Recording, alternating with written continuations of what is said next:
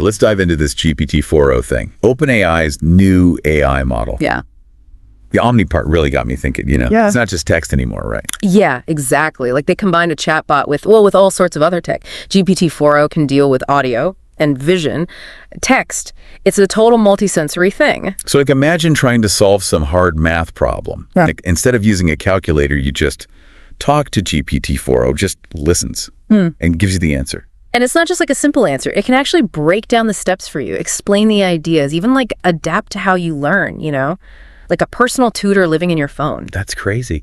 But how is it so different from, like the older chatbots? Think of it this way. The old AIs were like different departments in a company, each one good at only one thing. GPT-4o is like having one super team that does it all.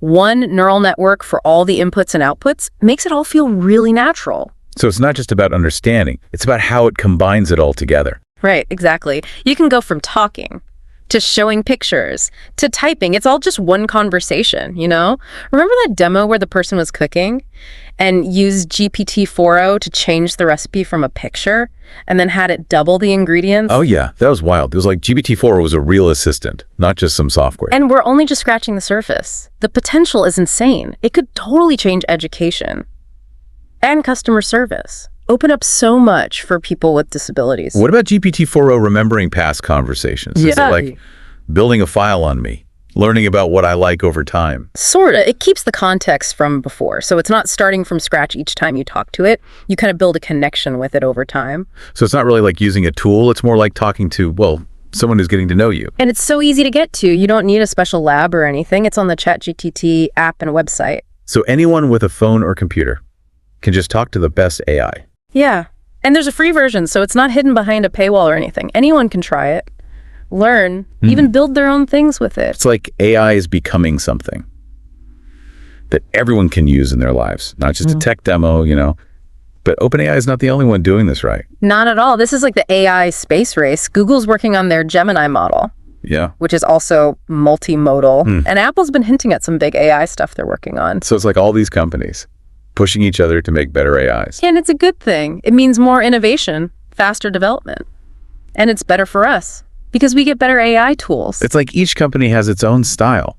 OpenAI with the multimodal stuff, Google with their data and infrastructure, and Apple, who always seem to have a trick up their sleeve. And don't forget about open source. That's a huge part of making AI accessible for everyone. Researchers and developers all over the world are working on AI models and making it so it's not all controlled by big companies. This feels like more than just a tech thing, like a whole culture shift in how we think about and use AI. Yeah. But we've talked a lot about potential.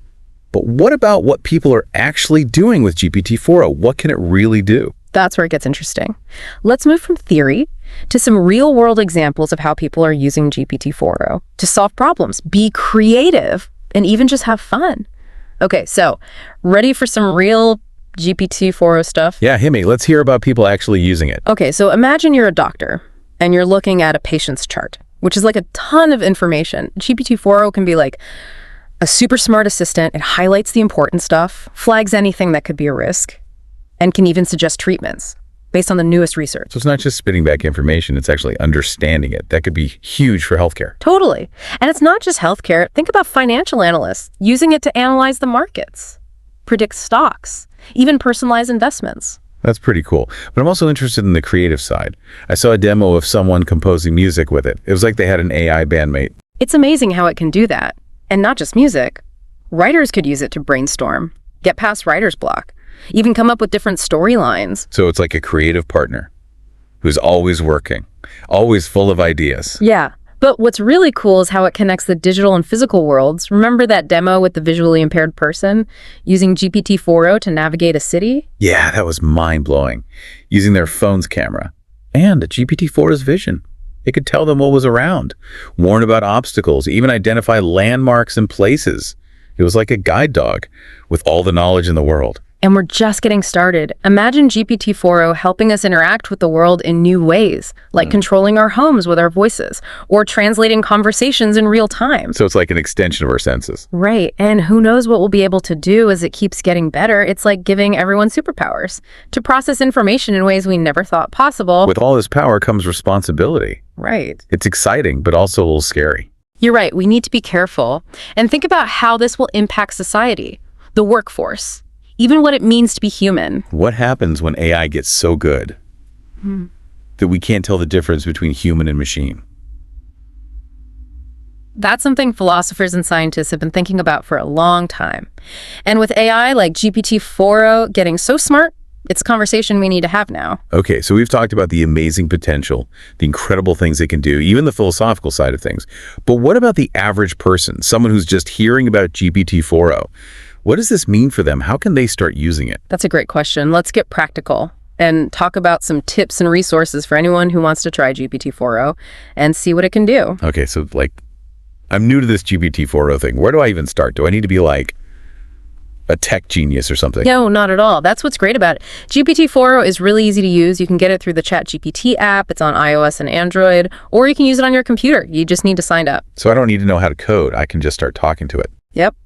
It's like any other messaging app. You type in your question or what you want it to do, and GPT-4o answers you like you're having a conversation, except you're talking to a really advanced AI that can understand you and sound like a person. And what about the multimodal stuff? How do I show it pictures or talk to it? It depends on the app you're using. Some versions of ChatGPT let you use your voice and can recognize images.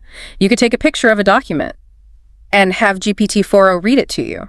Or you could ask it what's in a picture. Okay, so that makes sense. But what are some actual things I could use it for? Oh, tons of things. Let's say you're planning a trip. You could ask GPT-4o to make you an itinerary based on what you like, your budget, and how much time you have, or maybe you need to write a speech.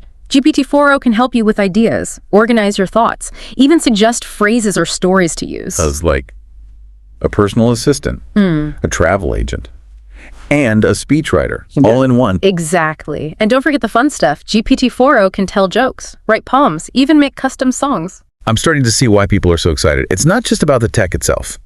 It's about how it can help us do more, be more creative, and even have fun. But as we're wrapping up this deep dive, what are your hopes and worries about the future of GPT-4o and AI? That's a good question. I hope we use this tech responsibly for things that help people, make our lives better, and solve problems. I'm excited to see how GPT-4o changes, how it learns, and what new things it can do. And what about your worries? Well, I'm worried about people misusing it, like spreading false information, making existing biases worse, or making people too reliant on AI so they stop thinking for themselves. We need to talk honestly about the ethics of AI and work together to make rules so it's developed and used safely. That's a good point. This tech is a tool. And like any tool, it can be used for good or bad. Yeah. The future of GPT-4o and AI isn't set in stone. It's up to us to decide how it's used and make sure it helps humanity. Yeah, I agree. And I hope everyone listening will try GPT-4o. The more we know about what it can do and what it can't do, the better we can guide its development to make a future we can all be proud of. That's a great way to end this. Thanks for joining us for this deep dive into GPT-4o. We hope you learned something new, maybe got a little curious, and even got inspired to try AI yourself. Until next time, keep on diving.